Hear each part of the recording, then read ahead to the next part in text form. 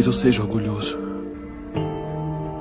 Mas não vou conseguir viver comigo mesmo se não permanecer fiel ao que eu acredito. Eu podia ter matado ele. Podia sim. Assassinato é o pior de todos os crimes. E tirar a vida de outro homem é o pecado mais abominável aos olhos do Senhor. Desculpa, sargento. Não posso tocar numa arma. Qual é exatamente o problema? Não tenho problema nenhum em usar o uniforme, saudar a bandeira e cumprir o meu dever. Eu só não carrego arma nem tiro vidas humanas. Você não mata. Isso é tudo. Sim, senhor, é tudo. Você sabe que tem muita gente que morre na guerra? Sim. Quer dizer, essa é a essência da guerra. Eu tinha um emprego numa fábrica e podia ter conseguido uma dispensa, mas não seria certo. Não é certo que outros homens tenham que lutar e morrer para que eu possa ficar em casa em segurança. Eu tenho que servir. Eu tenho a energia e a paixão para servir como médico. Junto com todos os outros homens, correndo os mesmos riscos, só que enquanto eles tiram vidas, eu estarei salvando.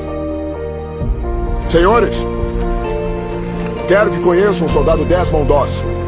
Aparentemente, o soldado Doss não acredita em violência. Ele não pratica a violência. Ele nem sequer ousa tocar numa arma. Vejam, o soldado Doss é um objetor de consciência. Então eu imploro, não esperem que ele salve vocês no campo de batalha. Porque ele, com toda certeza, vai estar ocupado com a própria consciência para poder ajudar. Põe sua mão aqui em cima. Continua pressionando. Eu vou voltar, tá bom? Tá bom. Eu não sei que outro jeito.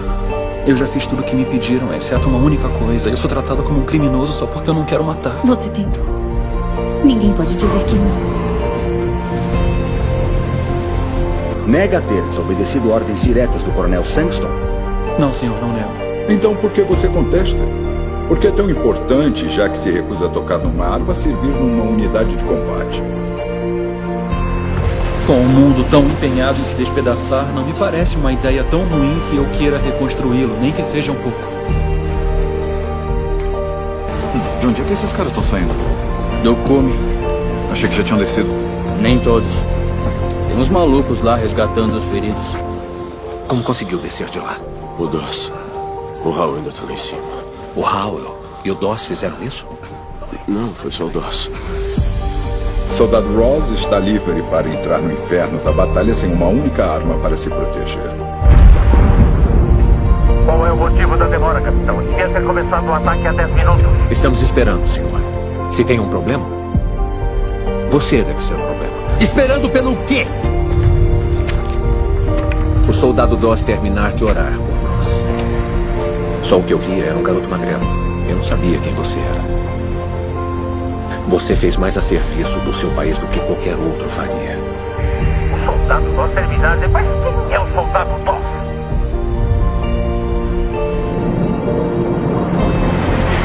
Minha vida. Espero que um dia possa me perdoar. E eu nunca errei tanto em relação a alguém na minha vida.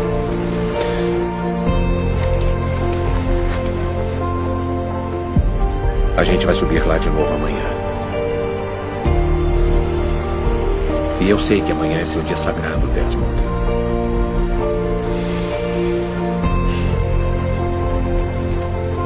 A maioria aqui não crê nas mesmas coisas que você.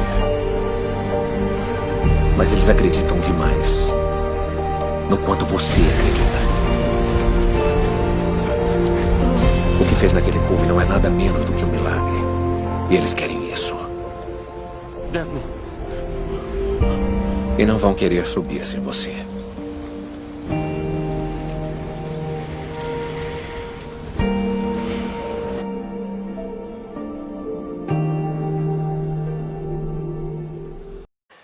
A paz, igreja, estamos mais uma vez aqui para louvar o Senhor.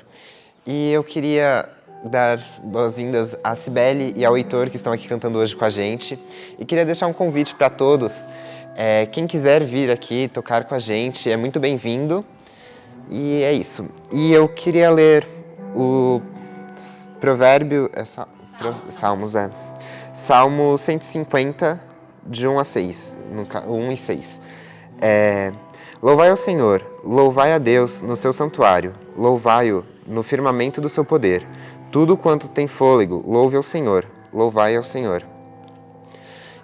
Acho que esse texto fala bastante da música que a gente vai cantar agora, Eu Te Louvarei, Meu Bom Jesus. Vamos?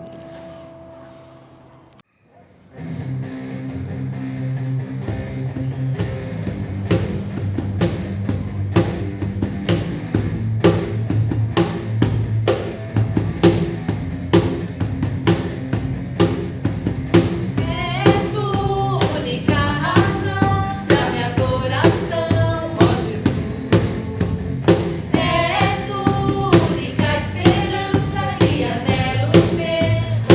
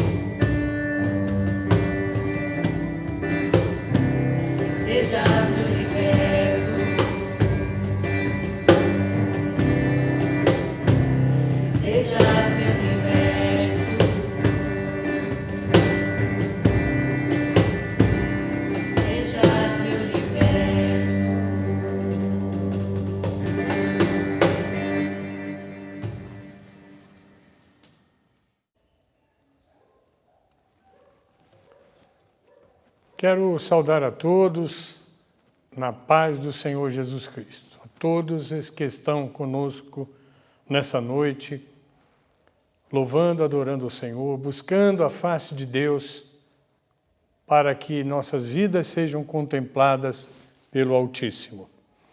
Hoje temos um tema que vai tratar da vida de Deus em nós. Como é que se manifesta essa vida que Deus nos dá para que Ele possa se manifestar em nós, aqueles que cremos no Senhor Jesus Cristo. Eu quero orar por isso, para que a direção venha do alto, do Pai das Luzes. Senhor, nós nos alegramos de podermos estar reunidos como um corpo. Assim nós nos sentimos, porque o Senhor nos deu essa condição. Quando o Senhor rasgou o véu de separação entre nós e o Teu trono de graça, nos sentimos livres, ó Deus, para poder entrar na Tua presença e na Tua presença, ó Deus, entrarmos também em comunhão com os nossos irmãos, com todos, ó Deus, que buscam a Tua face. Peço que o Senhor nos dirija durante esse tempo que estaremos meditando na Tua palavra e trazendo-a para a nossa vida, porque sem o Senhor nada podemos fazer, mas cremos que o Senhor conosco, então podemos ter um entendimento e crescer no conhecimento da obra que o Senhor está realizando em nós. Eu oro por isso e agradeço, em nome de Jesus. Amém. Eu quero usar um texto que está no primeiro livro de Samuel, capítulo 10, versículo 1 a 8, onde nós lemos assim: Então tomou Samuel um vaso de azeite e lhe derramou sobre a cabeça, e beijou-o, e disse: Porventura não te ungiu o Senhor por capitão sobre a sua herança? Apartando-te de mim, acharás 2 homens junto ao sepulcro de Raquel, no termo de Benjamim, em Zelza, os quais te dirão: acharam-se as jumentas que foste buscar, e eis que já teu pai deixou o negócio das jumentas e anda aflito por causa de vós, dizendo: que farei eu por meu filho? E quando passares dali mais adiante, e chegares ao carvalho de Tabor, ali te encontrarão 3 homens que vão subindo a Deus em Betel, um levando 3 cabritos, o outro 3 bolos de pão, e o outro um odre de vinho. E te perguntarão como estás, e te darão 2 pães que tomarás de suas mãos. Então chegarás ao outeiro de Deus, onde está a guarnição dos filisteus, e há de ser que, entrando ali na cidade, encontrarás um grupo de profetas que descem do alto e trazem diante de si saltérios, e tambores, e flautas, e harpas, e eles estarão profetizando.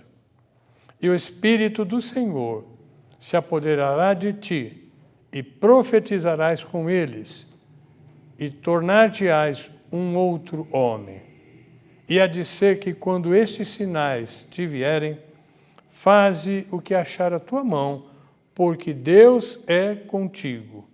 Tu, porém, descerás antes de mim a Gilgal, e eis que eu descerei a ti para sacrificar holocaustos e para oferecer ofertas pacíficas. Ali 7 dias esperarás, até que eu venha a ti e te declare o que hás de fazer.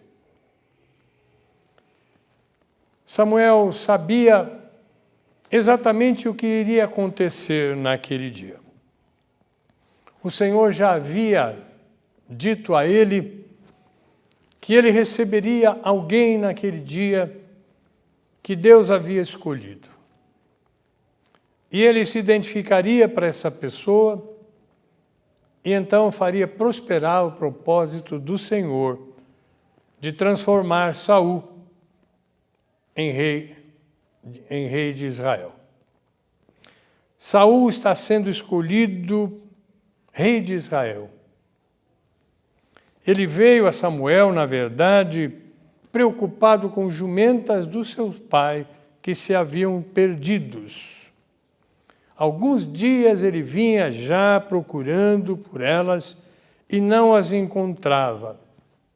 Até que o servo de Saul, o seu companheiro de viagem, coloca para ele o seguinte: olha, aqui está um profeta do Senhor, está um vidente, porque assim se chamavam os profetas naquele tempo. Um vidente, alguém que poderia, dentro de uma visão, interpretar alguma coisa para alguém. Esse vidente poderia, então, dar noção de onde estavam as jumentas do pai de Saul. É incrível, irmãos, como Deus trabalha na história. Ele junta as peças, ele une pessoas, ele prepara pessoas para ir e pessoas para receber.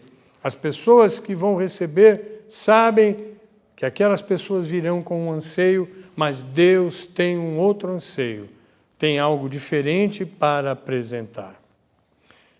Como Saul poderia saber que Deus o havia escolhido de fato para ser rei? Ele poderia receber aquela notícia de Samuel e ficar incrédulo, temeroso. Por isso que Samuel, sabendo que haveria dúvida no coração daquele jovem que ainda não conhecia a Deus, não tinha tido uma experiência como Samuel tinha com Deus. Por isso que ele, então, apresenta 3 sinais. Ele mostra a Saul o que acontecerá com ele. E fala isso em 3 sinais, para que Saul, então, tenha consigo mesmo concretizado que ele estava realmente escolhido. Primeiro, ele diz que 2 homens o encontrariam pelo caminho. Primeiro encontro no caminho de volta à casa do pai. Esses homens informariam a ele: olha, as jumentas do teu pai já foram encontradas, não se preocupas mais. Porém, agora o teu pai, como faz tempo que tu saísse atrás das jumentas, a preocupação dele agora está contigo. E Saul vai andar por isso e vai exatamente acontecer da forma como Samuel, o profeta, havia lhe dito. Isso tem uma representação muito grande, teve ali para Saul e tem para nós em nossos tempos. Porque ele está dizendo para Saul: Deus, a partir de agora, resolverá os teus problemas. Estes problemas que você tem, que não consegue resolver, a partir de agora, Deus estará resolvendo. A escolha de Deus em nossos dias, em nossas vidas, nos faz descansar no Senhor. Teremos lutas, sim. Continuaremos tendo lutas no nosso tempo. Temos que trabalhar com afinco. Não é só esperar de Deus, às vezes orando, mas tomando caminhos, buscando orientação para tomar caminhos e trabalhar com afinco. Mas o Senhor passa a ser aquele que resolve nossos problemas mais sérios. Agora há uma luz naqueles que recebem vida de Deus. Passa a existir uma luz que orienta os seus caminhos. Mas há um segundo sinal. E esse segundo sinal aconteceria no encontro com peregrinos que vinham ao santuário lá em Betel trazer sacrifícios para adorar ao Senhor. E ele diz que haveriam ali ofertas, algumas ofertas. Eles trariam diversas ofertas, mas entre elas 2 pães. Das ofertas que fariam, 2 pães eles colocariam à disposição de Saul, dizendo que ele se alimentasse com esses pães. Isto representou para Saul que Deus supriria as suas necessidades. Se há um testemunho fiel nos nossos tempos se Deus nos faz abrir nossos olhos para a sua provisão, Ele está em como Deus tem provido ao seu povo, através, muitas vezes, do sobrenatural. Em nossas reuniões de culto a Deus, quantas vezes pessoas estão ansiosas para contar a forma como Deus providenciou em suas vidas. Havia uma falta de alguma coisa, estavam preocupados porque não tinham como conquistar. No entanto, Deus providenciou de uma forma como eles não esperavam, e aí vem a providência de Deus. Mas há um terceiro e maior sinal ainda, porque viria ao encontro dele um grupo de profetas. Eles vinham com instrumentos musicais, louvando e adorando a Deus, com seus corações cheios de louvor e adoração ao Senhor, e profetizando das grandezas de Deus, falando dos ditos, dos feitos de Deus e daquilo que Deus anunciava que iria fazer. A palavra nos diz que o Espírito de Deus enche de alegria o coração de Saul, e ele começa a prepará-lo para uma grande mudança em sua vida. E o Espírito do Senhor se apoderará de ti, e profetizarás com eles, e tornar-te-ás um outro homem. Em meio ao louvor, em meio a uma presença viva, porque a Bíblia nos diz que Deus habita no meio do louvor, há uma transformação em Saul, em meio a esse louvor. Pela primeira vez em sua vida, Saul está diante da grandeza do Deus de Israel. No mesmo dia, quantas coisas estavam lhe acontecendo? Como poderia duvidar do poder de Deus? Deus estava lhe dizendo com isso, com esta coisa que ele de repente começa a falar de algo que ele não conhecia. Deus está lhe dizendo que poderia investi-lo de poder para realizar a difícil tarefa que era ser rei de Israel. Porque, na verdade, era uma grande tarefa a ser enfrentada. Porque Israel estava escolhendo ser governado por um rei humano, um homem imperfeito como qualquer um outro. Estava escolhendo ser governado por ele, deixando de ser governado por Deus através dos juízes que ele havia levantado sobre a nação. Estes homens, como Samuel, escolhidos por Deus para dar direção. Quando havia um questionamento, quando havia uma dúvida com eles, como fazer, havia aqui um homem escolhido por Deus que lhes orientava. Eles agora queriam, como as nações vizinhas, ter um rei. Deus estava dando poder espiritual para que ele desempenhasse com sucesso a sua missão. Assim somos nós, quando Deus nos alcança. Só tínhamos a nós mesmos. Tudo o que fazíamos era pelas nossas forças, por nossa inteligência. E que tarefa difícil era discernir nossa própria vida. Quanto constrangimento, porque aquilo que a gente queria fazer, aquilo que almejava fazer, não se realizava. Mas vinha sobre nós aquilo, às vezes, que nós não desejávamos. Não é assim a nossa vida? Quando nós esquecemos de Deus e, às vezes, começamos a bater cabeça, a lutar desenfreadamente por nós mesmos. Mas Deus nos capacita através do seu próprio poder. Vejam como foi com Saul. Quero ler agora os versículos 9 e 10. Sucedeu, pois, que, virando ele as costas para partir de Samuel, Deus lhe mudou o coração em um outro. E todos aqueles sinais aconteceram no mesmo dia. E chegando ele no outeiro, eis que um grupo de profetas, o terceiro encontro, saiu ao encontro. E o Espírito de Deus se apoderou dele e profetizou no meio deles. Saul também começou a louvar a Deus. Saul também começou a dizer as grandezas do Deus de Israel. Vida transformada. O Espírito Santo possibilitou que Saul tivesse sua primeira experiência pessoal com Deus, que veio através de louvor e adoração.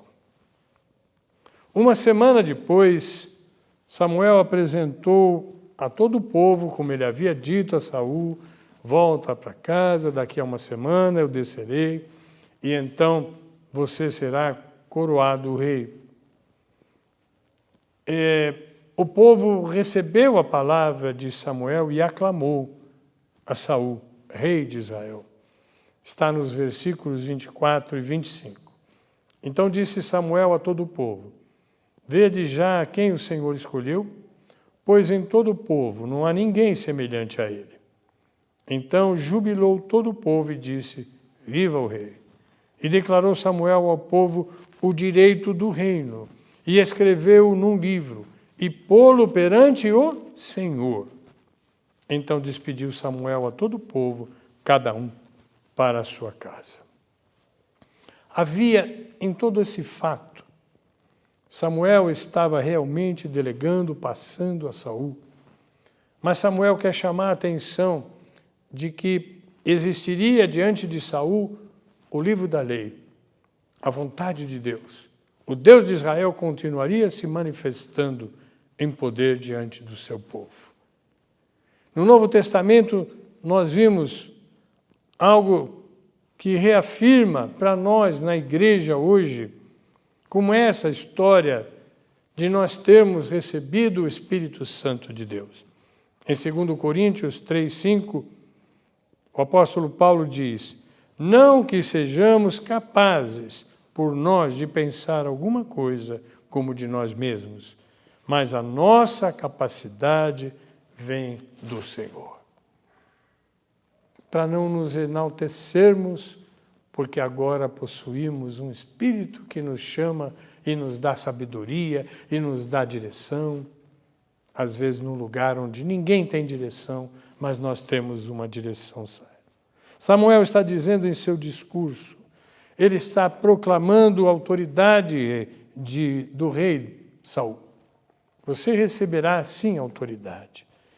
Porém, saiba que acima de você sempre estará o governo do nosso Deus, do Senhor Deus.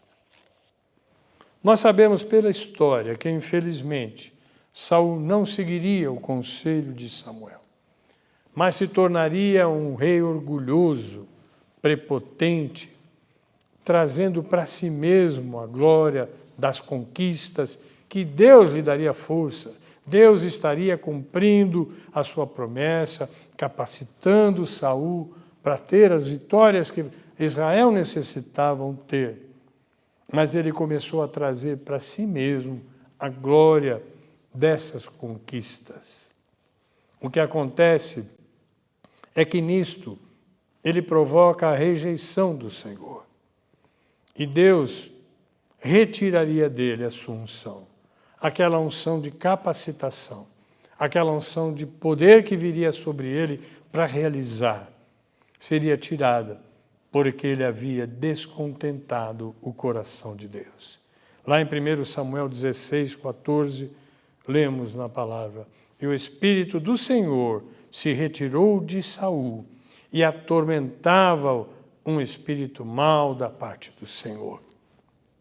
Nós vamos ver mais à frente, quando Davi começa a entrar na história, que Saul ele fica tão atormentado, como se demônios tomassem a vida dele, que ele precisava que alguém viesse lhe tocar harpa para acalmar. E Davi, como era um grande músico, vinha diante dele, tocava ali a harpa, e então ele conseguia se acalmar. Mas logo em seguida voltava, porque não tinha mais paz no seu coração, havia traído Deus Altíssimo e o Espírito de Deus havia se retirado de Saul. Irmãos, o que isso nos ensina? Primeiro, no Antigo Testamento, as pessoas escolhidas recebiam o Espírito Santo para realizarem tarefas especiais. Caso desobedecessem, Deus retiraria a sua unção. Saul é prova disso. Desobedeceu, Deus tirou a unção. A unção era de Deus, o poder vinha de Deus. Os recursos que ele tinha vinham de Deus, não eram seus, pessoalmente. Davi vem a ser depois até uma testemunha disso. Ele sabia o que tinha acontecido com Saul.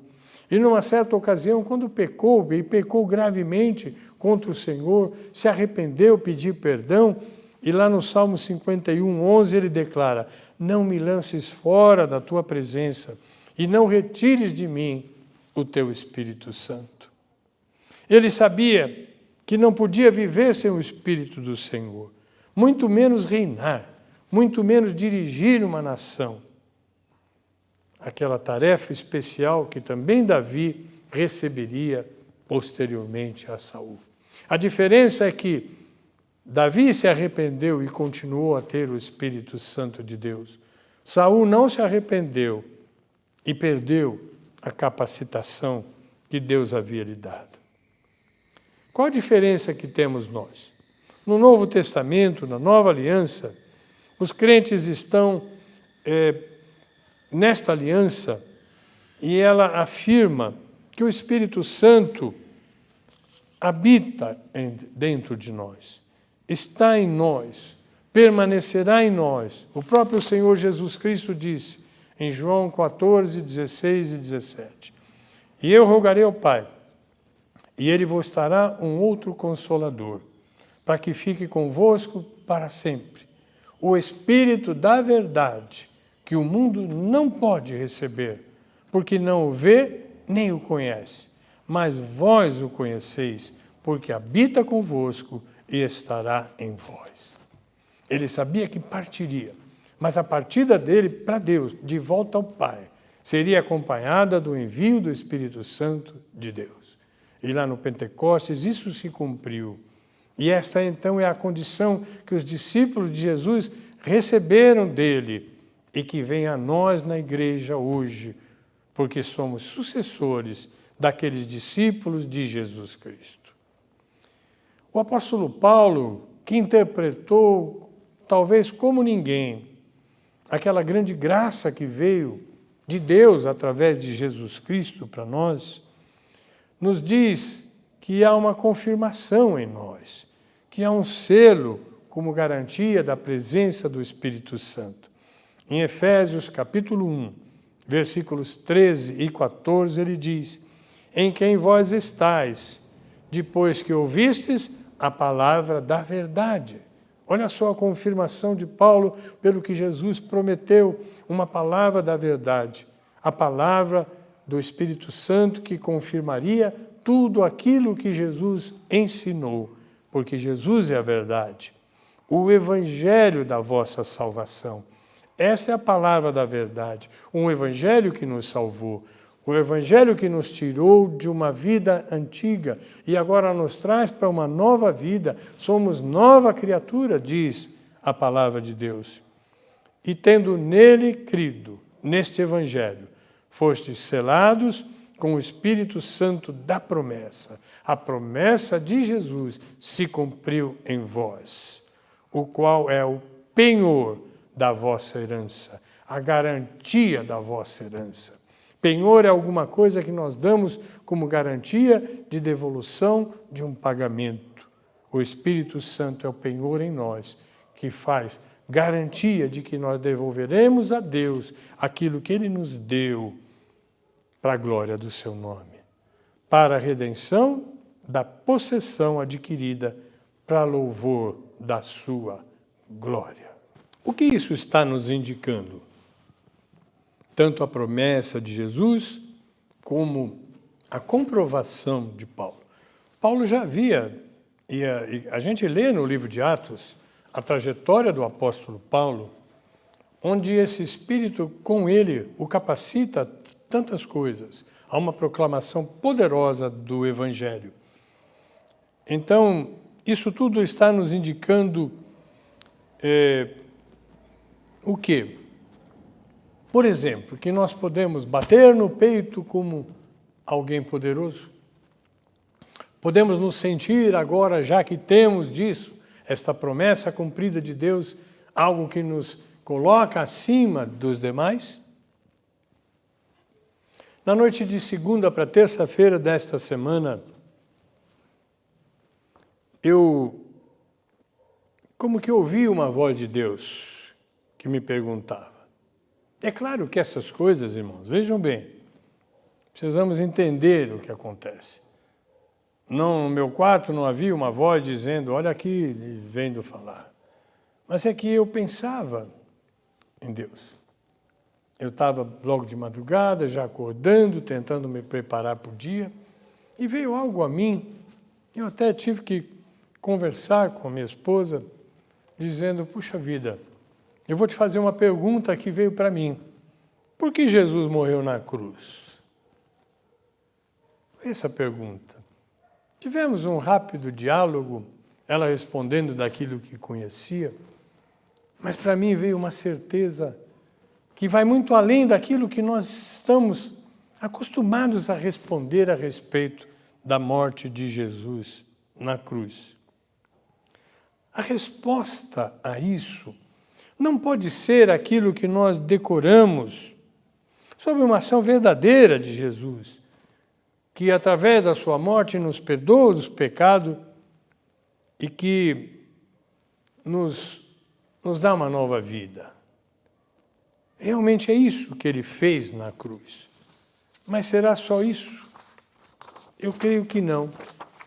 Deus me levou a pensar, e aí, na sequência, fiquei só eu mesmo com os meus pensamentos, que é muito mais do que isso. E é claro que isso mereceria uma nova pregação, e é uma pregação à parte, e é uma pregação que eu pretendo trazer à igreja, a respeito do que Deus tem me mostrado, do porquê Jesus morreu na cruz.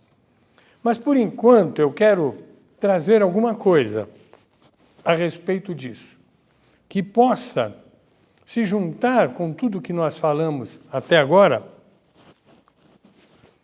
e então nos ajudar a pensar nisso que é o tema que nós colocamos, a vida de Deus em nós. Jesus, mesmo sendo perfeito, teve que morrer. E o que isso nos diz a respeito da morte de Cristo? Eu quero dizer à igreja, o Espírito Santo não vem a nós sem uma exigência de vida verdadeira. A cada dia, quando nós recebemos, como Saul, e é assim mesmo, irmãos, ainda hoje, o nosso momento de conversão é aquele momento de convicção. Algo vem a nós que nos convence do pecado, da justiça e do juízo. E nós nos abrimos dizendo o que isso quer dizer, o que Deus está tocando em mim, o que Ele quer dizer a respeito disso. E a partir daí, essa vida de Deus em nós começa a abrir os nossos olhos para muitas questões. Tantas coisas que nós pensávamos antes como verdades autênticas, nossas, pessoais, começam a cair por terra. Porque só existe uma verdade pura e perfeita. A verdade que é Jesus Cristo, tudo o que Ele fez, tudo o que Ele falou, tudo o que Ele ensinou, e Ele nos demonstrou uma perfeita obediência ao Pai. Essa é a verdade que transcende, que faz com que nós busquemos saber o porquê dos nossos pensamentos não serem sempre adequados. A vida no Espírito me indica que eu preciso de Jesus o tempo todo. Ele não veio, tocou em mim e falou, agora vai. Muita gente pensa em Deus assim. Deus nos criou, soprou o Espírito e fala, agora vive aí. Eu me ausento, eu agora estou fora dessa vida no mundo e vocês vivem aí a sua vida. Não é isso. Não é realmente isso. E nós temos a convicção disso porque hoje nós temos o Espírito Santo de Deus. Até nos momentos em que o louvor chega no nosso coração. Eu preciso compreender, para que esse louvor não venha exaltar a minha pessoa. Às vezes eu falo para levitas, para aqueles que são encarregados de trazer a música. A música é realmente algo que penetra, que toma conta. Muito cuidado de não trabalharem só ritmos, sem que haja uma melodia, sem que haja uma melodia inspiradora, sem que a palavra que esteja junto com essa música não traga a mensagem verdadeira de Deus, não mensagem de homens. Porque o que nós necessitamos é dessa mensagem poderosa que o Espírito Santo vai trazer a nós. O único a ser exaltado, o único que enche o nosso coração de alegria e que realmente nos dá resultados positivos é o Senhor Jesus, aquele Jesus de Nazaré que viveu entre nós e nos ensinou. Serei sempre insignificante se não tiver Jesus ao meu lado. Ele mesmo disse, sem mim nada podeis fazer, está em João 15, 5. Vejamos que advertência o apóstolo Paulo nos indica a respeito dessa vida no Espírito e por que, então, eu digo que a vida no Espírito é uma morte para a vida antiga, para podermos viver uma vida totalmente diferente. Esse Espírito nos traz responsabilidade. Em Efésios 4:30 ele diz, não entristeçais o Espírito Santo de Deus, no qual estáis selados para o dia da redenção. Então Paulo está dizendo, nós podemos entristecer o Espírito Santo de Deus. Nós podemos, talvez, receber desse poder de Deus e usar em nosso benefício contra alguém, sem levar em consideração que isso vem a nós como dom de Deus. Mas ele vai mais além. Em 1 Tessalonicenses 5,15 ele diz, não extingais o Espírito Santo. Não fiquem com esse Espírito em vocês como se fosse nada. Como se ele deixasse de fazer efeito na vida de vocês. Como se fosse um bibelô. Como se fosse uma joia que você põe no pulso, no dedo. As mulheres na orelha, pelo menos eu sou assim. E o que isso nos ensina? O que isso afeta as nossas vidas? Com certeza nos traz grandes responsabilidades. Como serão nossos dons? Existem dons. 1 Coríntios 12. Deus dá dons aos homens para que esses homens reproduzam os céus na terra. Lembre-se que Saul recebeu dons e os usou para a sua própria glória. Os dons que nós recebemos são para engrandecer o nome de Deus e de seu precioso Filho, nosso Redentor. São ainda para edificar o corpo de Cristo. Temos que usar nossos dons para que os nossos irmãos cresçam no conhecimento de Jesus Cristo. A igreja é o organismo onde o Senhor continua lutando contra as trevas e Ele vai nos usar nisso. E nós sabemos que a luta contra as trevas é uma luta de grande poder que Deus trava nas regiões celestiais. Somente o Espírito de Deus em nós nos dá capacidade nessa luta contra as trevas. Como será a nossa atitude perante Deus e perante o mundo? Eu digo, com certeza, de humilhação. O reconhecimento de que o poder pertence a Deus e Ele nunca nos permitirá nos exaltar. Tudo que somos vem do Senhor. Seja dada a glória ao seu nome. E eu deixo a pergunta para que vão pensando, para numa outra oportunidade falarmos mais profundamente dela. Por que Jesus morreu na cruz? Tente responder sem conhecimento de Deus a essa pergunta. Eu creio que você pode ficar louco, mas não responderá, sem que o Espírito de Deus te diga efetivamente o que Jesus fez e o que está fazendo, porque Ele não somente morreu, Ele ressuscitou e o seu poder está conosco, Igreja de Jesus Cristo. Eu quero orar antes da bênção apostólica para que Deus complete, porque esse é um assunto que nós podemos falar dele a vida inteira, mas se o coração não se render, não compreenderá. Somente quando o Espírito realmente começa a viver, a fazer uma obra em nós, podemos compreender a grandiosidade que é isso, de Deus estar vivendo em nós através do Espírito Santo que nos outorgou. Pai, eu clamo a Ti, ó Pai, que o Senhor possa abrir o nosso entendimento, o nosso coração, para que esse Espírito que o Senhor tem prometido se realize em nós.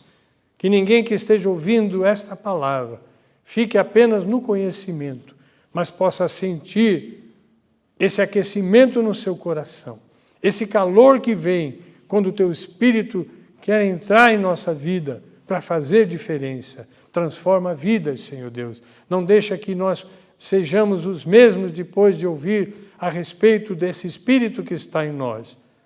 Transforma a nossa vida para a glória do Teu nome, eu oro e agradeço. Em nome de Jesus. Amém. Vou deixar a bênção apostólica, mas já temos também na sequência um louvor. Quem sabe durante esse louvor, quem sabe durante esse último louvor, a palavra lida e testemunhada possa se tornar viva em você e você possa compreender melhor, sentir que Deus agora está vivendo mais interiormente a vida de cada um. Amém? Receba a bênção apostólica. Que o amor de Deus, o nosso eterno Pai, que a graça do nosso Senhor e Salvador Jesus Cristo, e que a comunhão, a consolação e a alegria do Espírito Santo de Deus estejam com todos vós e com todo o povo de Deus na face da terra. Amém. Deus seja louvado. Quando quiserem.